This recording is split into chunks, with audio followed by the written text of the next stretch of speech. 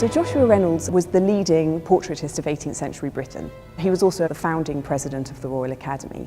Reynolds very much saw himself as the heir to the Old Masters tradition, and being largely self-taught, he really believed that the best way to emulate greatness was by studying firsthand.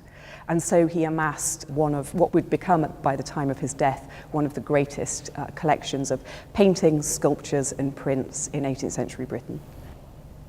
Joshua Reynolds had a fantastic eye for a great picture.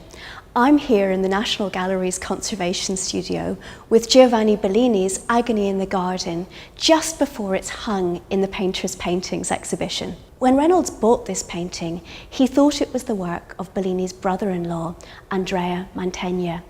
Actually, that really wasn't a silly mistake to make. Nobody knew anything about this type of painting in the late 18th century. Reynolds bought this painting because it was an example of Venetian painting before the work of Titian, his great artistic hero.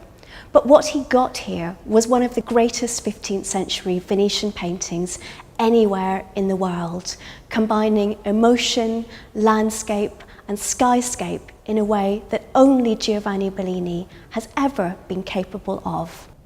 Collecting was Reynolds' great passion, and he was very much aspiring to be an artist collector in the tradition of Van Dyck the century before, for example. His aim was always to get the best possible examples that he could of the major European schools. Reynolds vocally supported the establishment of a national collection of art, one which would be available not just to artists but also to everybody who was interested in art.